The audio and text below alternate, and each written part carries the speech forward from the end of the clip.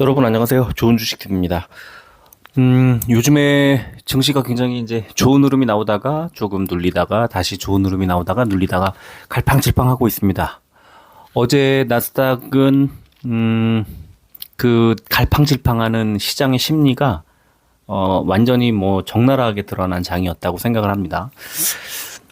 지금 미국 증시는 가장 큰 이벤트 6월의 FOMC 상반기 마지막 FOMC를 앞두고 있는데 미국 시각으로 13, 14일 이틀 동안 열리고 우리 시각으로 6월 15일 새벽 3시에 파월 연준 의장이 발표를 합니다. 뭐 금리를 동결할지 0.25% 포인트 올릴지 그다음에 연준 위원들이 어느 정도나 찬성을 했는지 지금 현재 미국의 상황과 세계 경제 흐름, 그다음에 앞으로의 금리 인상의 전망, 그다음에 물가 상승률의 인플레이션의 지금 현재 상태 이런 것들을 종합적으로 이제 얘기를 할 겁니다.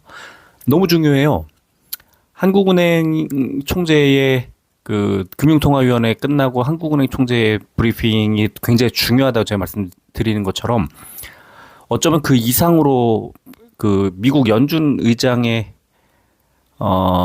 브리핑은 굉장히 중요하죠. 훨씬 중요할 수도 있고 굉장히 중요합니다.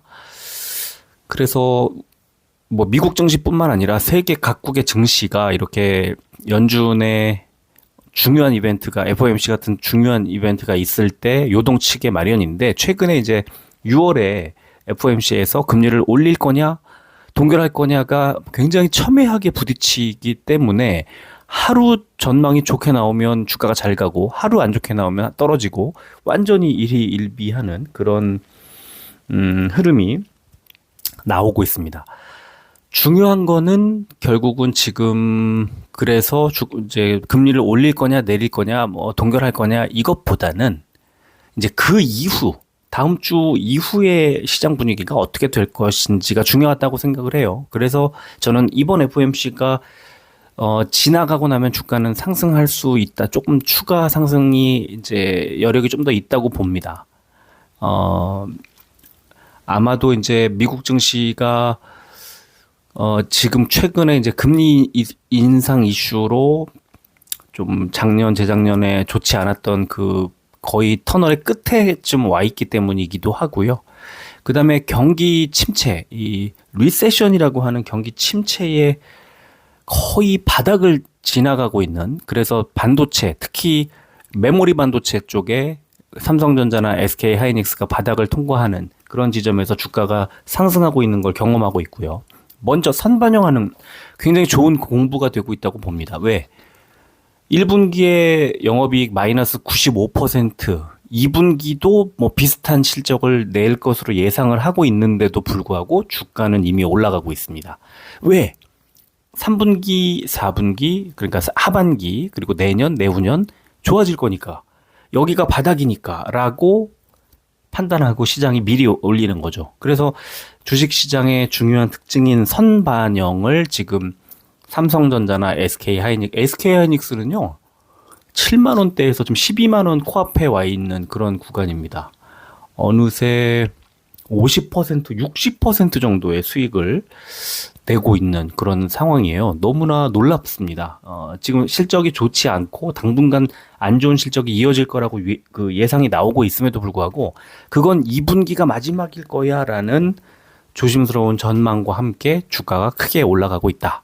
이게 너무 중요하죠. 그러니까 지금은 경기가 바닥을 돌고 있고 기업이 돈을 벌어들이는 최악의 제일 못 버는 시기를 지나가고 있고 앞으로 한 과거 전례로 봤을 때 반도체는 한 2년, 2, 3년 정도의 호황기로 접어들 지금 아주 초창기라는 거죠. 그게 굉장히 중요하고 그다음에 금리를 이제 동결로 바꾸고 그다음에 인하로 바꾸고 이렇게 태세를 금리 인상의 추세가 꺾이면 그러면 투자 심리가 살아나고 이제 주식 시장부터 부동산 시장까지 연결되는 그 어떤 시장의 상승기로 이제 바뀔 거다. 근데 문제는 뭐냐? 지금 금리를 올리는 이유는 물가 인상인데 물가 때문에 부동산이라든가 이 시중에 그 이제 물가 상승률이 잡히지 않게 되면 다시 또 금리를 올려야 되는 그런 복잡한 셈법이 존재하죠. 그래서 금리를 올리면 경기가 침체되기 때문에 금리를 올리다가 동결을 하고 있는 건데, 금리를 동결하니까 다시 물가가 자극을 받으면 그거는 어렵죠. 그래서 그 접점을 찾느라고 지금 5월에 FOMC에서 금리 인상이 끝이었다, 또 6월에 FOMC가 끝이다, 아니다, 가을까지 갈 거다, 이게 계속 부딪히고 있고, 실제로 시카고의 그 시카고 상품거래소 페드워치라고 하는 요새 기사를 보신 분이 있으신지 모르겠는데, 이걸 보면은 너무 흥미로워요. 제가 지금 먼저 이 그 페드워치의 전망을 먼저 보여드리면 이렇습니다. 지금 이제 이거 오늘 기준인데요. 현재 동결할 거라고 예상하는 예측치가 71.2%였고요. 최근에 60%대였다가 좀 올라갔어요. 그래서 미국의 나스닥이라든가 주가가 굉장히 좋아진 거고요. 이게 20%, 30%대까지 떨어졌었어요.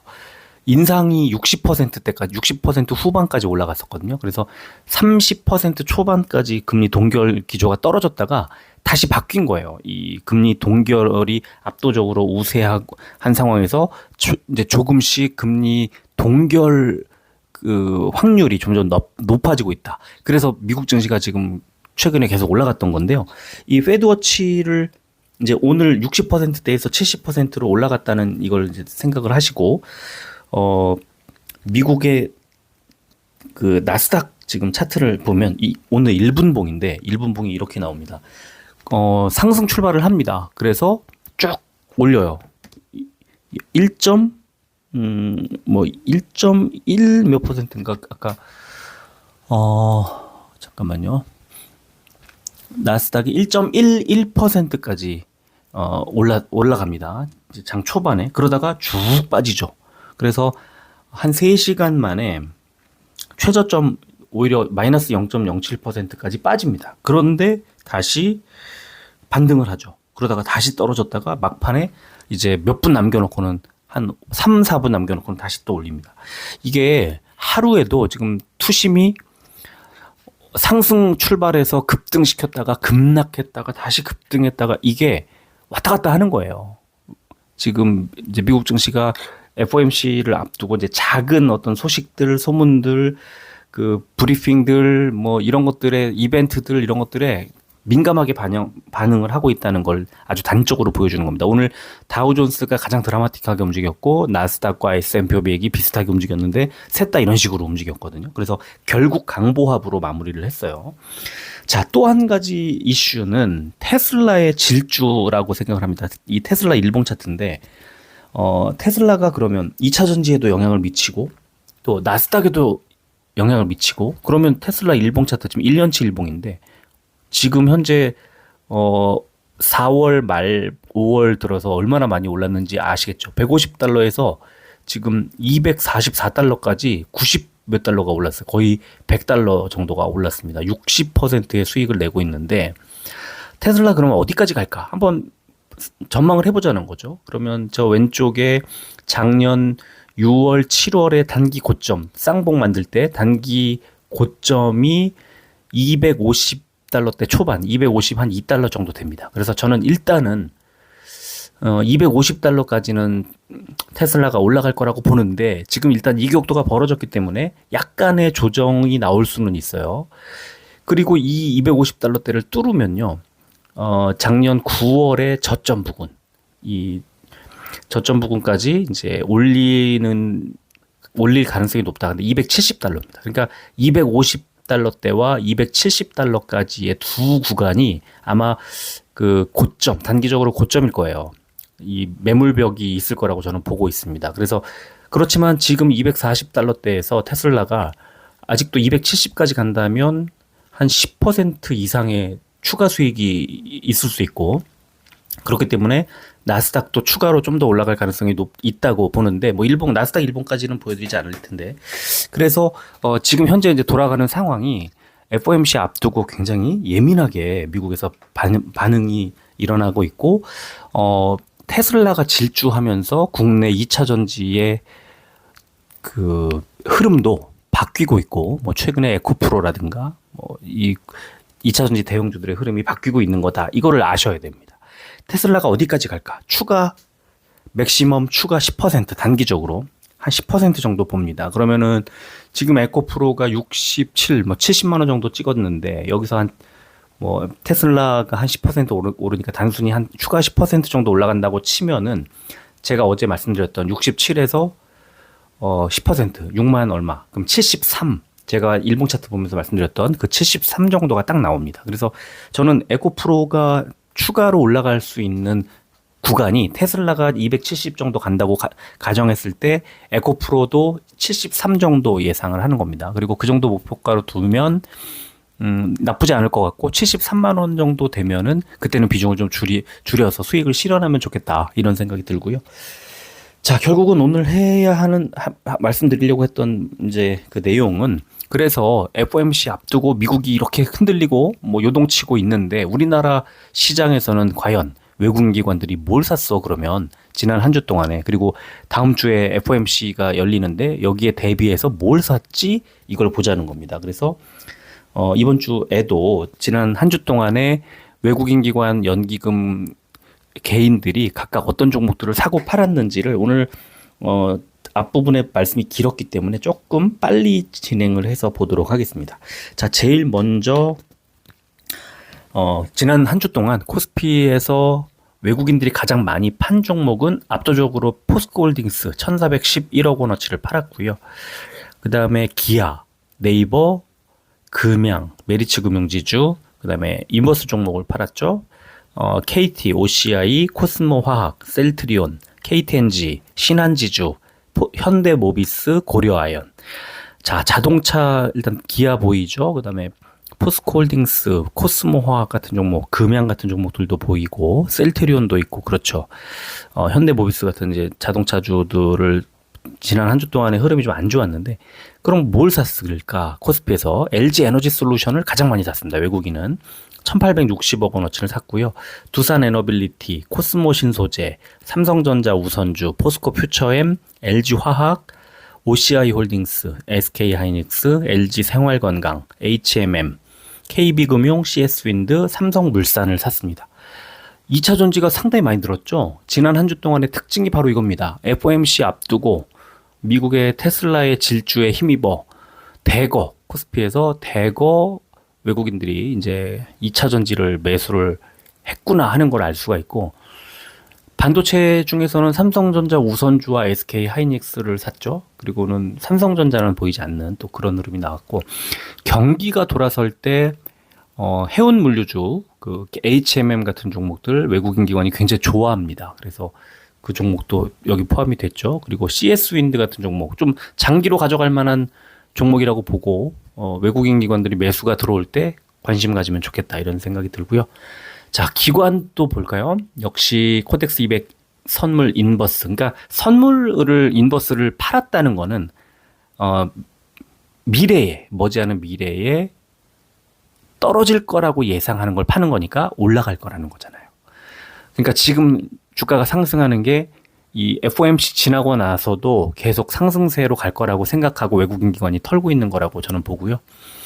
그 다음에 기아를 그 다음에 팔았고, 그 다음에 현대차, LG 생활건강, NC소프트, 포스코 퓨처엠, 카카오페이, 또 OCI 홀딩스, 뭐 2차전지 소부장 ETF도 팔았네요. 최근에 많이 올랐어요. 많이 올랐는데 이것도 제가 주 중에 여러 번 소개를 해드린 적이 있었는데 이 ETF들의 재미있는 점이 뭐냐면 구성 종목을 계속 바꿔요. 그래서 최근에 소부장이 좋았던 이유는 에코프로들을 많이 담았기 때문에 에코프로와 에코프로 BM의 비중을 많이 담고 있었기 때문에 그런데 이걸 일단 덜었어요. 기관은. 자, 그리고 삼성물산, 동원산업까지 이제 기관이 매도했고요. 기관이 가장 많이 산 종목은 삼성전자 3,160억 원어치 많이 샀고 그다음에 SK 하이닉스가 두 번째. 그러니까 뭐 반도체를 압도적으로 많이 담았다는 거를 뭐 알 수가 있네요. 그리고 포스코 홀딩스, LG 에너지 솔루션, 두산 에너빌리티, 삼성 SDI, 그다음에 레버리지 산 거 보이시죠? 그리고 LG 화학, 신한지주, 한화솔루션, 그다음에 코스닥도 이제 레버리지를 매수를 했고, LG이노텍, SKC, 메리츠금융지주까지 2차 전지와 그다음에 지수 레버리지, 그다음에 반도체 이렇게 요약을 할 수 있겠습니다.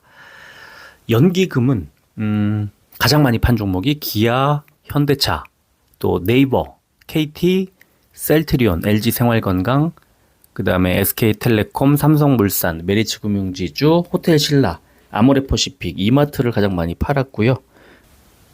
역시 자동차주들 털었고, 그다음에 뭐 네이버라든가 셀트리온, LG생활건강 이런 종목들이 이제 아모레퍼시픽도 그렇고 화장품주들도 좀 보이고 그런데요. 연기금이 많이 산 종목을 보니까 삼성전자, SKC, HD 현대인프라코어, LG화학, 포스코홀딩스, 현대미포조선, 하이브, 효성중공업, SK하이닉스, LG이노텍, LG에너지솔루션, 사마알미늄, 두산에너빌리티, 이수화학까지를 연기금이 많이 샀습니다. 삼성전자를 많이 산 것도 뭐 특징이라고 보지만 SKC를 일단 많이 담았네요. 연기금이. 그리고 LG화학 많이 샀고 2차 전지들을 역시 많이 담은 걸 확인할 수가 있습니다. 개인들은 역시 삼성전자 제일 많이 팔았고요. 그 다음에 LG에너지솔루션, 두산에너빌리티, SK하이닉스, 코스모신소재, LG화학, 삼성전자 우선주, KB금융, 삼성 SDI, 포스코퓨처엠, 그리고 레버리지 팔았고 HMM 팔았고 한화솔루션, 삼성중공업을 많이 팔았습니다. 반도체와 그 다음에 2차 전지 많이 팔았네요. 그쵸? 외국인 기관과 이제 완전히 반대로 움직였다고 볼 수 있고, 역시 선물, 코덱스 200 선물 인버스 가장 많이 샀죠. 지금 많이 올랐다고 보는 건데 외국인 기관은 조금 더 갈 거라고 보는 것 같고, 개인들은 고점에서 좀 떨어질 것에 대한 우려를 하는 지점인 것 같고 그렇네요. 그 다음에 기아, 네이버, 포스코홀딩스, 금양, 그 다음에 NC소프트, 셀트리온, 현대차, OCI, 카카오페이, 호텔신라, KTNG를 많이 샀습니다. 뭐 개인들이 산 종목들이 나쁜 종목들은 없어요. 근데 이제 수급이 단기적으로 꼬여서 이렇게 만약에 안 좋다면 두 가지입니다. 하나는 내가 잘못 샀구나, 비중 줄이자 하는 것과, 하나는 모르겠다, 길게 가져가는 건데, 후자를 선택했을 때 만약에 주가가 추가로 더 빠진다고 하면 물릴 수 있고, 그래서 반등을 하는 종목들, 크게 튀어 올라가는 반등, 그러니까 정작 내가 그런 종목들을 잡아서 손실을 만회하고 수익을 극대화해야 할 그 기회를 놓칠 수 있기 때문에 저는 항상 말씀드리지만 물리는 거는 선택지에서 가장 멀리 해야 된다, 이렇게 말씀을 드리고 싶네요. 코스닥 보겠습니다. 외국인들이 지난 한 주 동안 코스닥에서 가장 많이 판 종목은 에코프로 BM 461억 원어치를 팔았고요. 그 다음에 알테오젠이 잘 가다가 지난주에 조금 좀 안 좋았죠. 근데 외국인 매도가 좀 뒷받침이 된 것 같고요. 그 다음에 포스코 DX, 그 다음에 LNF, 그리고 셀트리온 헬스케어, 그 다음에 나노신소재, 천보, 펄어비스, HLB, HPSP, 마녀공장, 윤성 FNC, 파마리서치, 슈어소프트테크를 외국인들이 지난주에 많이 팔았습니다. 2차 전지들 코스피는 사더니 코스닥은 팔았구나 하는 걸 알 수가 있고, 또 셀트리온 헬스케어라든가 알테오잔이라든가 HLB라든가 이런 이제 바이오 종목들도 눈에 띄고 그러네요. 또 파마리서치도 있고. 자, 제일 많이 산 종목은 뭘까? 루트로닉이었네요. 루트로닉, 이제 의료기기, 지난주에 루트로닉 아주 뭐 주가 날아갔죠. 루트로닉을 일단 많이 샀고, 그 다음에 이오플로우, 에코프로 BM은 팔았고, 에코프로는 또 샀네요. 그래서 2차 전지들 다른 종목들 산 거 있나 하고 보니까 저 밑에 코인테크 하나 보이죠. 그래서 에코프로와 코인테크 정도 빼고는 대부분은 팔았습니다. 그리고 YG 엔터테인먼트, JYP 엔터테인먼트, 엔터주들도 이제 많이 샀고, 그 다음에 현대바이오, 하나마이크론, 바이오니아, 아프리카TV, 실리콘2, SM, 넥스틴, 와이팜 정도를 많이 샀습니다. 기관 보면은 YG 엔터테인먼트 제일 많이 팔았고, JYP 엔터테인먼트 두 번째로 팔았고, 셀트리온 헬스케어, 스튜디오 드래곤, SM, 마녀공장, 루닛, 네오위즈, S바이오메딕스, 실리콘2, 와이팜, 자람 테크놀로지, 알테오젠, 파라다이스, 많이 판 종목들 엔터, 그다음에 셀트리온 헬스케어 지난주 흐름 안 좋았던 게 외국인 기관들이 양쪽 다 매도가 나왔기 때문에 그렇죠. 근데 어느 정도 비중이 줄고 나면 다시 또 반등이 나올 거예요. 비중을 다시 실을 거고, 거의 지금 셀트리온 헬스케어는 거의 이제 더 빠지기 어려운 지점까지 오지 않았나 싶은 생각이 들거든요. 그래서 좀 관심 갖고 보면 좋겠고요. 많이 산 종목은 역시 루트로닉이었고요. 그 다음에 에코프로. 그러니까 지난주에는 외국인 기관이 루트로닉과 에코프로 쪽으로 좀 집중된 것 같아요. 그리고 하나마이크론, 천보, 레인보우 로보틱스, 에코프로 BM, 메디톡스, 이오테크닉스, HPSP, TEMC, 파마리서치, 하나머티리얼즈, 디어유, 대주전자재료, 엔터들을 거의 다 팔고 디어유를 샀네요. 그것도 좀 특징이고, 외국인은 에코프로 BM을 팔았지만 기관은 에코프로 BM도 샀다는 거, 2차 전지들을 대부분 샀네요. 연기금은 루트로닉을 가지고 많이 팔았습니다. 외국인과 기관들과 좀 반대로 움직였고요. YG 엔터테인먼트, 셀트리온 헬스케어, SM, 스튜디오 드래곤, 네오이즈, 넥스틴, 원텍, TSE, 제이시스 메디칼, 신일제약, ABL 바이오, 레고캠 바이오, 파라다이스를 연기금이 많이 팔았고요.